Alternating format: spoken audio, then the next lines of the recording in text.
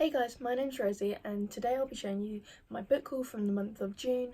All of these books I think I've bought except one which was gifted to me. I have 11 books in total and I thought a great way to start off my channel would be by starting off with a book haul. So if this video is very terrible, I'm really sorry. It is my first time ever recording. So yeah, it'll probably be a bit bad, but we'll see how it goes. So the first book I got is The Colour Purple by Alice Walker. And now this is set in the American Deep South between the wars and is about a woman who struggles a lot in her life. She faces a lot of hardship, a lot of tragedy. She's raped, she's segregated from her family, from her friends. And this book tackles basically the journey through her life and her restarting her life. And she meets a character who helps her bring joy back into her life. And yeah, it's a sad book apparently, but I think it's meant to have quite a good ending. So the second book I got was Exit West by Moshim Hamid. I'm sorry if I pronounced that wrong. This book really drew me in with the cover when I was looking around the bookstore, and it's about, well, it's a love story about a boy and a girl, but it's also set in the Middle East, so there's a lot of political and social problems that this book tackles. It's quite a short book. I think it's only got less than 250 pages and the words are pretty big. So it's going to be a quick read, but I'm really excited to read it. The next book is Disobedience by Naomi Alderman. I've seen a lot of good things about her other book called Power, but I went to the bookstore to go get Power and this one was next to it. And I really liked the look of the story, so I thought I might as well read this one first because you don't have to read them in a certain order. So this is about a woman called Ronit, I think is how you pronounce her name, who used to live in London, and the story is about her sexuality because she's a lesbian, and also about her religious past, as her family are Orthodox Jews, and how she kind of copes with those two things and maybe how they clash. Yeah, so it's about how she goes back home and she meets her old ex-girlfriend, and she's in, she meets her family. So I'm really excited to read this one, and I'm definitely, if this one's good, I'm definitely going to read Power after it because I've heard lots of good things about that one. The next one I have is Old Baggage by Lissa Evans, I think is how you pronounce it. This was actually recommended to me by the lovely man in the bookstore who had just read it.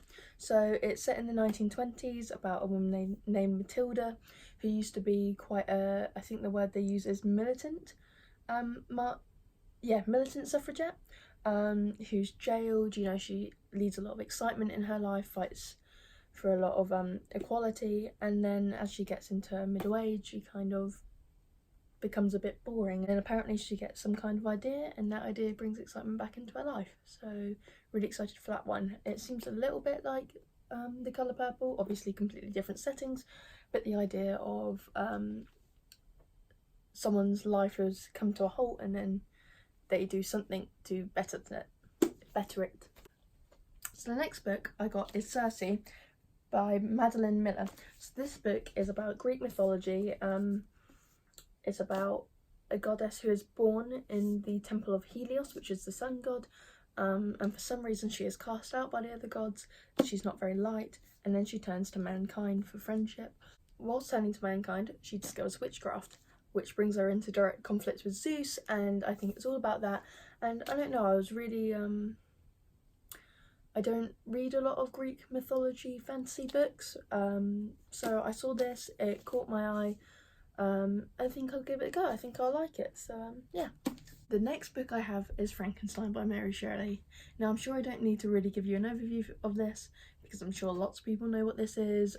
We had to read certain sections of it for English when I was about 13, I think. Yeah, if you don't know what it is, it's a gothic science fiction book about Dr. Frankenstein, and he creates a monster, and it really struggles with the ideas of humanity and the pursuit of knowledge and what makes a monster. And yeah, I've never read it the full way through, so I ordered it and I thought I'd give it a go. Next book I have is Sense and Sensibility by Jane Austen. So I was watching the film with my nan and I really loved it, and I didn't get to watch the end of the film, and I decided I was going to get the book and read the book before I watch the end of the film the whole way through. So from what I remember from the film, it's about this girl and her sisters and her mother who their father dies, and it leaves them he leaves them very poor. They don't have a lot of money. They have to move out their huge estately home. This is in the early Victorian era, I believe, and they all have to move and live with their half brother, I believe, in this, it's not really a tiny house, but to them it obviously is a tiny house.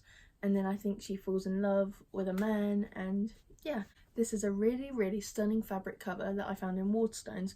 Waterstones does a lot of classic books in this kind of style, so they all are very similar, and you can all get them together and they fit nicely together. And yeah, I'm really excited. The next one I have is another romance novel, The Time Traveller's Wife. I know it's a very famous romance film based on the book, obviously, and it's about a man who has this disease, this genetic disease, which makes him randomly time travel back and forth without being able to control it, and it's about the relationship him and his wife have and how his time travelling problem affects it.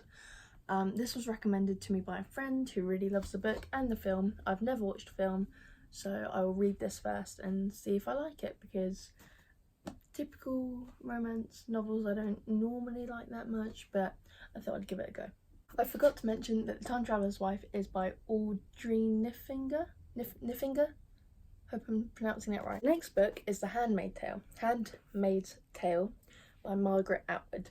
Now, I've seen a lot of hype about this book. I know the TV series is out at the moment and I really want to watch it, but I've been wanting to read the book for a very long time, so I thought I'd get the book, read it, and then watch TV series. So for those of you who don't know what The Handmaid's Tale is about, it's about a dystopian world where all women, their only job is basically to breed. That's what their job is, and a lot of the women are treated really harshly and horribly. It's a very traditional society. You know, they can't show their ankles, they have to cover their hair, and yeah, it deals with really compelling themes about women's rights and how the world views women, and I'm really excited to read it. Next, I got The Sun and Her Flowers by Rupi Kaur. I don't know how to pronounce the last name, I should have looked it up. So this is actually a poetry book. I don't read a lot of poetry, but I want to start, and I have a lot of friends who are into poetry who love this poet. They cannot get enough of her. So I was in Urban Outfitters actually shopping for clothes when I saw this book, and it's got a stunning edition. It's fabric, the pages are like almost like really thin cardboard instead of paper, and they've got beautiful illustrations, and it comes with this little attachment that tells you all about the author and how she got into poetry. And yeah, so I'm really excited to read some poetry, and I'll probably do a review on it, but I'm not really sure how you review poetry, especially from someone who doesn't read a lot of poetry. And the last book I got was Poems for a World Gone to Shit, which was actually given to me as a present, and it's by a collection of authors, and it's a lot of poems about how shit the world is. So I'm really excited to read this. Like I said, I really want to get into some poetry, and this was a really thoughtful gift to give me.